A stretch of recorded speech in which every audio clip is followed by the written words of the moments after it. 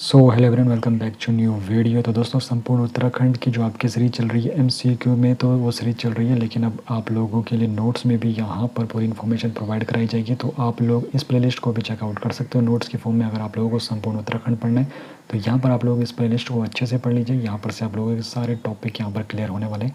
तो आज हम सबसे पहले बात करेंगे उत्तराखंड के इतिहास का जो वर्गीकरण है और इसके जो स्रोत है, किस प्रकार इसका वर्गीकरण किया गया है। तो उत्तराखंड का जो इतिहास है इसको मुख्य रूप से 3 कालों में विभाजित किया गया है। उत्तराखंड के इतिहास को 3 कालों में विभाजित किया गया। कौन कौन सी वो काल है? तो पहला काल है प्रागैतिहासिक काल, दूसरा है आद्य ऐतिहासिक काल और तीसरा है ऐतिहासिक काल। तो प्रागैतिहासिक काल में क्या हुआ था? तो प्रागैतिहासिक काल था तो वो काल था जब मानव क्या करता था, पर्वतों, नदी घाटियों और गुफाओं में ये निवास करता था। और इस काल में जो स्रोत मिले हैं तो पाषाण युगीन उपकरण जैसे कि कुठार हो गया, छुड़छेनी हो गया, और जो गुहा लेख चित्र है जैसे कि अल्मोड़ा का लाखोटियार हो गया, चमोली का गोरखिया गुफा हो गया। तो ये प्रागैतिहासिक काल के बारे में जानकारी देते हैं। उसके बाद आद्य ऐतिहासिक काल, तो इसमें क्या हुआ था? यह मानव के सांस्कृतिक विकास का दौर था जिसके पुरातात्विक जो प्रमाण मिलते हैं, ताम्र उपकरण मिलते हैं, मृदभांड मिलते हैं और समाधान यहाँ पर प्रमुख है। आदि ऐतिहासिक काल के बारे में यह जानकारी देते हैं। और तीसरा जो काल है ऐतिहासिक काल, तो इस काल का जो लिखित इतिहास मिलता है, तो यहाँ पर क्या हुआ था, इसके जो यहाँ पर इतिहास मिलते हैं, इसमें जो जानकारी मिलती है उसको पढ़ा और समझा जा सकता है। तो वो कौन सा काल था? ऐतिहासिक काल। तो इसके स्रोतों में कुणिल मुद्राएं हो गई, ताम्रपत्र हो गए, शिलालेख हो गए जिसमें मुख्य है कालसी का शिलालेख, बाड़ाहाट का स्तंभ शिलालेख, और साहित्यिक प्रमाण हो गए जैसे ऋग्वेद हो गया, स्कंद पुराण हो गया, और बौद्ध और जैन ग्रंथ हो गए, और साथ ही साथ विदेशी वृत्तांत जिनमें विंसांग का सियुके शामिल था। तो ये ऐतिहासिक काल के बारे में हमें जानकारी देता है। अब देखो, प्रागैतिहासिक काल के कुछ पुरातात्विक स्रोत हैं। तो सबसे पहले बात करेंगे पाषाण युगीन उपकरण। तो इसमें क्या मिला है?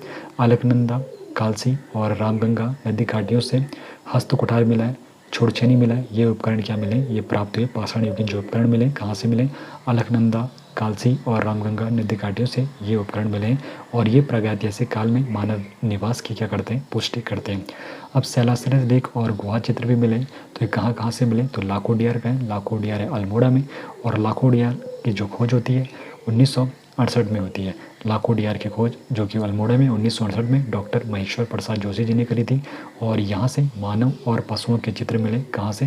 लाखोटियार से मानव और पशुओं के चित्र मिले, जिसमें मानवों को समूह में नृत्य करते हुए दिखाया गया। तो मानव को समूह में नृत्य करते हुए कहाँ पर दिखाया गया? लाखोटियार जो कि अल्मोड़ा में।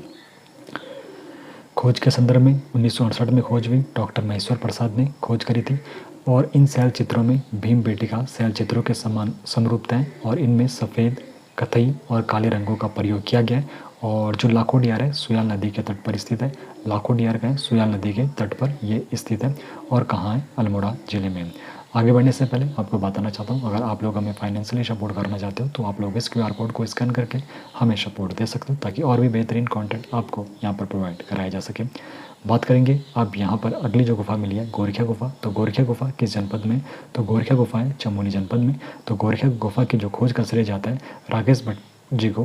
गोरखिया गुफा का यहाँ पर खोजने का श्रेय जाता है, और गोरखिया गुफा को प्रसिद्ध करने का श्रेय किसको जाता है? राकेश भट्ट जी को। अब जो गोरखिया गुफा है ये अलकनंदा नदी के किनारे डुंगरी गांव है, वहाँ पर मिली है। तो अलकनंदा नदी के किनारे डुंगरी गांव में गोरखिया गुफा की खोज हुई है। और यहाँ से क्या क्या मिला है? मानव, भेड़, बारहसिंगा, लोमड़ी आदि के रंगीन चित्र प्राप्त हुए हैं। तो मानव, भेड़, बारहसिंगा, लोमड़ी के जो रंगीन चित्र मिले, कहाँ से मिले? गोरखिया गुफा से मिले। और डॉक्टर मठपाल जी के अनुसार यहाँ पर 41 आकृतियाँ मिली है। तो डॉक्टर मठपाल जी के अनुसार गोरखिया गुफा में कितनी आकृतियाँ मिली है? तो डॉक्टर मठपाल जी के अनुसार गोरखिया गुफा में 41 आकृतियाँ मिली है, जिसमें 33 जो है मानव की है और 8 जो आकृतियाँ हैं वो पशुओं की है। तो कुल मिलाकर 41 यहाँ पर आकृतियाँ मिली, 33 मानव की है और 8 किसकी है? पशुओं की है। और जो मानव आकृतियाँ हैं इनको त्रिशूल के आकार में अंकित किया गया है। मानव की आकृतियों को किस में अंकित किया गया है? गोरखिया गुफा में त्रिशूल के आकार में अंकित किया गया है। और जो इसका मुख्य विषय है, जो गोरखिया गुफा का मुख्य विषय है, तो पशुचारक संस्कृति से है। अब यहाँ पर कुछ अन्य महत्वपूर्ण स्थल जहाँ से प्रश्न बनते हैं। तो फड़कानौली। तो फड़कानौली कहाँ है? तो फड़कानौली भी क्या है? अल्मोड़ा जिले में। और इसकी खोज कब होती है फड़कानौली की? 1985 में डॉक्टर यशोधर मठपाल जी के द्वारा होती है। और यहाँ पर क्या मिले? 3 शैलाश्रय मिले। फड़कनौली कहाँ है? फड़कनौली अल्मोड़ा जिले में। फड़कनौली की खोज कब होती है? 1985 ईस्वी में फड़कनौली की खोज होती है। फड़कनौली की खोज कौन करते हैं? यशोधर मठपाल जी के द्वारा फड़कनौली की खोज 1985 में होती है। और फड़कनौली में कितने शैलाश्रय फड़कनौली में कितने शैलाश्रय मिले? तो फड़कनौली में भी 3 शैलाश्रय मिले। ये इन्फॉर्मेशन आपको पता होनी चाहिए। और खोज के बारे में भी प्रश्न बनता है। तो 1985 में फड़कनौली की खोज होती है, 3 शैलाश्रय मिले हैं। कहाँ है? अल्मोड़ा में। किसने खोज करी? डॉक्टर यशोधर मठपाल जी ने खोज करी। अब पेटसाल, तो पेटसाल जो है ये भी अल्मोड़ा जिले में। तो पेटसाल की खोज कब होती है? तो पेटसाल की खोज होती है 1990 में। पेटसाल की खोज होती है, कौन करता है? डॉक्टर यशोधर मठपाल जी के द्वारा ही पेटसाल की खोज होती है। लेकिन कब होती है? सन 1990 में। और यहाँ पर कितने शैलाश्रय मिले? तो पेटसाल में 2 शैलाश्रय मिले, फड़कनौली में 3 शैलाश्रय मिले और पेटसाल में 2 शैलाश्रय मिले। फलसीमा, फलसीमा भी अल्मोड़ा में है। और फलसीमा में यहाँ पर क्या मिला? तो योग मुद्रा और नृत्य मुद्रा वाली मानव आकृतियाँ मिली हैं। योग मुद्रा और नृत्य मुद्रा वाली आकृतियाँ कहाँ से मिली है? तो योग मुद्रा और नृत्य मुद्रा वाली जो आकृतियाँ मिली है वो फलसीमा से मिली है। फलसीमा कहाँ है? अल्मोड़ा जिले में। तो ये भी आपको पता होना चाहिए, ये प्रश्न कई बार बन चुका है कि योग मुद्रा और नृत्य मुद्रा वाली जो मानव आकृतियाँ मिली है तो ये कहाँ से मिली है? ये फलसीमा से मिली है, जो कि अल्मोड़ा में है। और कसार देवी मंदिर, तो कसार देवी मंदिर भी कहाँ है? कसार देवी मंदिर भी अल्मोड़ा में। तो कसार देवी मंदिर से क्या मिला है? तो 14 नर्तकों का सुंदर चित्रण प्राप्त हुआ है। ये कहाँ से मिला है? कसार देवी मंदिर से 14 नर्तकों का सुंदर चित्रण जो मिला है ये कसार देवी मंदिर से मिला है, जो कि अल्मोड़ा में। किमली गाँव, किमली गाँव चमोली गढ़वाल में। तो किमली गाँव जो है चमोली है। तो यहाँ पर क्या मिले? हल्के सफ़ेद रंग के चित्रित हथियार और पशुओं के शैल चित्र मिले। तो किमनी गाँव से क्या मिला है? तो किमनी गाँव कहाँ पर है? तो किमनी गाँव चमोली गढ़वाल जनपद में आता है। किमनी गाँव से सफ़ेद रंग के, किस रंग के? हल्के सफ़ेद रंग के क्या मिले हैं? चित्रित हथियार मिले हैं और पशुओं के क्या मिले हैं? शैल चित्र मिले हैं। तो ये प्रश्न बन सकता है कि हल्के सफ़ेद रंग के चित्रित हथियार और पशुओं के शैल चित्र कहाँ से मिले? तो हल्के सफ़ेद रंग के जो चित्रित हथियार और पशुओं के शैल चित्र मिले किमनी गाँव, जो कि चमोली में, यहाँ से मिले हैं। अब बात करेंगे हुडली के बारे में। तो हुडली कहाँ है? तो हुडली उत्तरकाशी जनपद में आता है। तो हुडली कहाँ है? हुडली आता है आपका उत्तरकाशी। और हुडली की विशेषता क्या है? तो यहाँ पर नीले रंग के शैल चित्र प्राप्त हुए। हल्के सफ़ेद रंग के पशुओं के शैल चित्र कहाँ से मिले? वो मिले थे आपके किमनी गाँव चमोली गढ़वाल से। और नीले रंग के, यहाँ पर बात हो रही है नीले रंग के जो शैल चित्र प्राप्त हुए, तो नीले रंग के शैल चित्र प्राप्त हुए हुडली से, जो कि कहाँ पर है? उत्तरकाशी में। अब बात करेंगे उखल सदृश्य गड्ढे। उखल सदृश्य गड्ढे यानी कि जिनको कप मार्क्स भी कहते हैं। तो ये क्या होते हैं? विशाल जो सिलाई रहती है उन पर बने हुए उखल के समान गड्ढे होते हैं। ऐसे छोटे छोटे गड्ढे आप लोगों ने गाँव में देखे होंगे जहाँ पर धान भी कूटी जाती थी। तो यहाँ पर जो उखल सदृश्य गड्ढे जिनको कपमार्क्स भी कहते हैं, तो विशाल जो यहाँ पर सिलाई रहती है तो वहाँ पर उखल के समान गड्ढे बने होते हैं। तो इसकी जो सर्वप्रथम खोज करी थी, तो यहाँ पे कपमार्क्स की सबसे प्रथम खोज किसने करी थी? हेनवुड ने करी थी। हेनवुड ने सबसे पहले कपमार्क्स की खोज करी। और किस वर्ष हेनवुड ने कपमार्क्स की खोज करी थी? तो 1856 ईस्वी में हेनवुड ने कपमार्क्स की खोज करी थी। और हेनवुड ने कपमार्क्स की खोज 1856 में कहाँ पर करी थी? तो देवीधुरा, जो कि चंपावत है। तो चंपावत के देवीधुरा नामक स्थान पर हेनवुड ने क्या करी थी? कपमार्क्स की खोज करी थी 1856 ईस्वी में। चंपावत के देवीधुरा नामक स्थान पर कपमार्क्स की खोज करी हेनवुड ने। अब 1870 में फिर देखो 56 में हेनवुड करता है, फिर 1870 में कौन करता है? रेवेन कार्नक। ये नाम भी आपको याद रखना है। रेवेन जो कार्नक है, तो ये क्या करता है? 1870 में क्या करता है? अल्मोड़ा का जो यहाँ पर द्वाराहाट स्थित चंद्रेश्वर मंदिर है, तो वहाँ पर लगभग 200 कपमार्क्स खोजता है। कौन? रेवेन कार्नक। रेवेन कार्नक क्या करता है? 1870 सन आपको याद रखना है, ये बिल्कुल नोट करते हुए चलिए। रेवेन जो कार्नक है ये क्या करता है? 1870 ईस्वी में ये जाता है अल्मोड़ा। अल्मोड़ा का द्वाराहाट नामक एक मंदिर है, वहाँ पर स्थित चंद्रेश्वर मंदिर। तो कौन सा मंदिर है? चंद्रेश्वर मंदिर स्थित है। तो यहाँ पर जो रेवेन कार्नक है 200 कपमार्क्स की खोज करता है। 200 कपमार्क्स की खोज किसने करी? रेवेन कार्नक ने। कब करी? 1870 में करी। कहाँ करी? अल्मोड़ा का जो द्वाराहाट स्थित ये चंद्रेश्वर मंदिर है वहाँ पर 200 कपमार्क्स की खोज करी। और इसने क्या बताया था? इनकी जो तुलना करी थी इसने यूरोप के शैल चित्रों से करी थी। यूरोप के शैल चित्रों से कपमार्क्स की तुलना किसने करी? रेवेन कार्नक ने करी थी, जिसने 1870 में क्या करा था?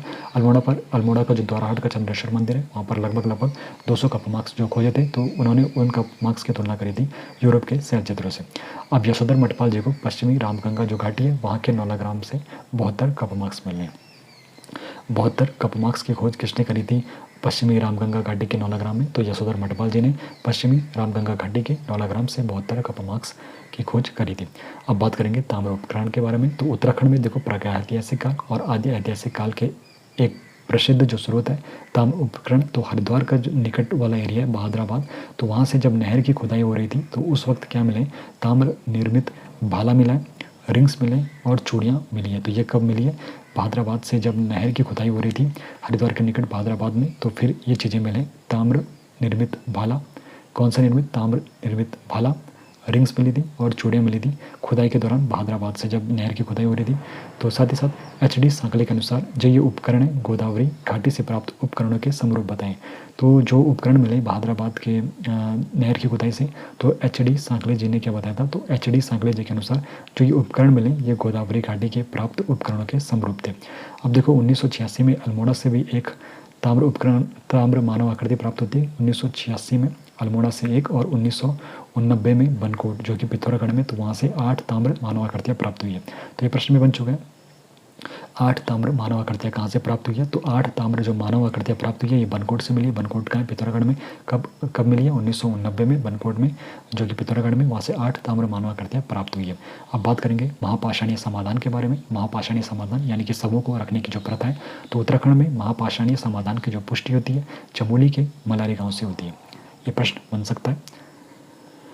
उत्तराखंड में महापाषाणीय समाधान की पुष्टि किस गांव से होती है? तो उत्तराखंड में महापाषाणीय समाधान की जो पुष्टि होती है चमोली के मलारी गांव से होती है। कहाँ से होती है? चमोली के मलारी गांव से उत्तराखंड में महापाषाणीय समाधान की पुष्टि होती है। खोज किसने करी? 1956 में खोज होती है। इसकी खोज डॉक्टर शिव प्रसाद डॉक्टर डबराल जी ने करी थी। तो शिव प्रसाद डबराल जी ने क्या करी थी? मलारी गांव में महापाषाणीय समाधान की खोज करी थी। किस वर्ष करी थी? 1956 में शिव प्रसाद डबराल जी ने मलारी गांव जो कि चमोली में, वहाँ पर महापाषाणीय समाधान की खोज करी थी। और जो मलारी गांव है महापाषाणीय समाधान का सबसे महत्वपूर्ण स्थल है। मलारी गांव क्या है? महापाषाणीय समाधान का सबसे महत्वपूर्ण स्थल है। यहाँ पर क्या मिला है? मानव के कंकाल के साथ भेड़, घोड़े और मिट्टी के क्या मिले? बर्तन। तो मलारी गाँव से क्या मिले? मानव कंकाल के साथ भेड़, घोड़े और मिट्टी के क्या मिले? बर्तन मिले। और इसकी जो समानता बताई गई है तो गांधार के स्वात घाटी के सभागृहों से की गई है। तो मलारी जो गांव है जहाँ पर महापाषाणीय समाधान है, तो इसकी जो समानता बताई गई है कहाँ से बताई गई है? तो गांधार की जो स्वात घाटी है वहाँ के सभागृहों से इसकी क्या करिए समानता बताई जाती है। और गढ़वाल विश्वविद्यालय के खोजकर्ताओं ने 1983 में गढ़वाल विश्वविद्यालय के खोजकर्ताओं ने क्या करा था? 1983 में लौह उपकरण और हिमालयी जुब्बों के कंकाल सहित कुत्ते, भेड़ और बकरी की अस्थियां भी पाई थी। तो जब गढ़वाल विश्वविद्यालय ने खोज करी थी 1983 में, तो इनको क्या मिला था? लौह उपकरण मिले थे, हिमालयी जुब्बों के कंकाल के साथ साथ कुत्ते, भेड़ और बकरी की अस्थियां पाई थी। फिर इन्होंने एक बार 2001 और 2 में खुदाई करी थी जहाँ पर नर कंकाल के साथ 5.2 किलोग्राम का स्वर्ण मुखौटा मिला था, कांस्य कटोरा मिला था और मिट्टी के बर्तन मिले थे। स्वर्ण मुखौटा भी मिला था 5.2 किलो का। किसने खुदाई करी थी? गढ़वाल विश्वविद्यालय ने 2001-2 में। कांस्य कटोरा भी मिला था और मिट्टी के बर्तन भी मिले थे। अब चित्रित धूसर जो मृदभांड है, तो अलकनंदा घाटी कहाँ से मिले? चित्रित धूसर मृदभांड अलकनंदा घाटी थापली श्रीनगर के नज़दीक, यमुना घाटी में पुरोला उत्तरकाशी और पश्चिमी रामगंगा घाटी से प्राप्त हुए चित्रित धूसर मृदभांडार अलकनंदा घाटी थापली श्रीनगर से, और यमुना घाटी पुरोला जो कि उत्तरकाशी में, और पश्चिमी रामगंगा घाटी से चित्रित धूसर मृदभांड प्राप्त हुई। तो ये इन्फॉर्मेशन आप लोगों के लिए काफ़ी इन्फॉर्मेटिव रहने वाली है। बाकी मिलेंगे नेक्स्ट डे कुछ और इन्फॉर्मेशन के साथ, और पूरा यहाँ पर कंप्लीट उत्तराखंड आपको यहाँ पर विस्तार से जानने को मिल जाएगा।